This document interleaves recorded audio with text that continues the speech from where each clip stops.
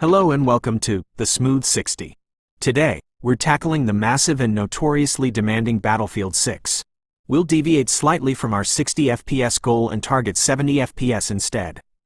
Using a specific trick, we will bypass the poorly optimized auto graphics option to achieve a perfectly smooth image. Unlike many guides, I'm not here to promise you a fake 200 FPS boost by messing deep with your Windows registry. We are simply going to use your hardware much smarter than the developers intended. First, a look at my laptop hardware. Unlike my desktop PC, this laptop struggles to maintain a stable 60 FPS in Battlefield 6. While it has a powerful CPU and a decent GPU, thermal throttling often limits performance. This makes it the perfect testbed for showing owners of RTX 40 series cards how to achieve a stable, smooth experience. You just need an RTX 40 series GPU and a display that supports at least 70 Hz.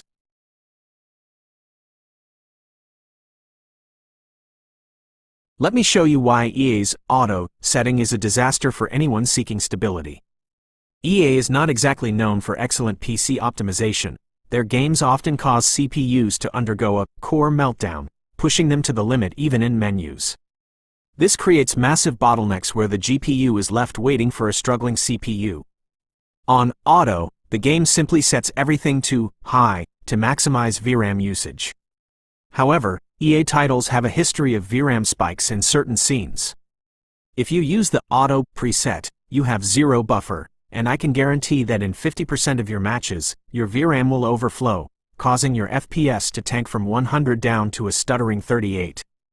It's a lazy approach that ignores precise hardware balancing. As you can see in this default auto gameplay, we are well below a fluid 60 FPS. The red performance icons show the CPU is drowning, which in turn overwhelms the GPU. It's inconsistent and frustrating. We aren't here for click-and-play settings for lazy developers. We are here to set up the game properly. Here are my optimized settings. I've carefully tested every single toggle to find the exact point where visual quality meets hardware efficiency. Nothing here is random. Notice how we are now stable above 60 FPS with all hardware components in the green zone. The visual quality is still fantastic, but the dynamics of gunfire and movement are much clearer. If you don't have an RTX 40 or 50 series card, this should be your baseline. Just use VSYNC at 60 Hz for a console smooth feel.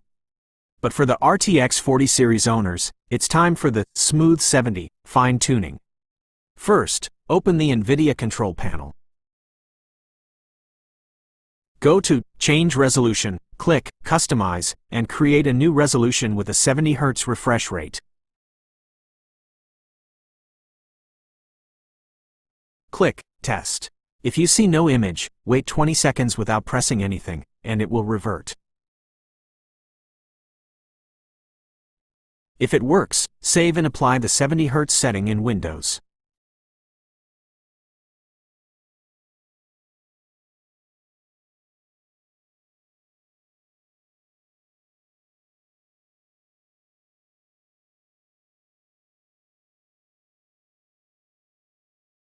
Next, open the NVIDIA app and configure these three settings. Frame generation, smooth motion, set this to on. Since our previous optimization already pushed us above 60 FPS, we are now far away from any drops below the 35 FPS mark, ensuring VSYNC remains perfectly engaged. Smooth motion effectively cuts the CPU's frame processing workload in half, as it only needs to calculate 35 base frames while the GPU handles the generation of the additional synthetic frames. This creates a perfect win-win situation. The CPU is significantly relieved, which in turn removes any processing bottlenecks, allowing the GPU to work at its full potential. The result is a rock-solid 70 FPS output where the hardware components complement each other perfectly instead of holding each other back. Power Management Mode. Set this to Prefer Maximum Performance to ensure the GPU maintains steady clocks. VSYNC. Set this to On within the NVIDIA app so it handles the synchronization at the driver level, avoiding conflicts with in-game settings. Back in the game, we need one final adjustment under the Advanced tab. Enable the frame rate limit and set it to 70. Even with VSYNC, Battlefield 6 frame times can be wild, so letting the engine handle the 70 FPS cap directly helps stabilize the heavy code EA uses.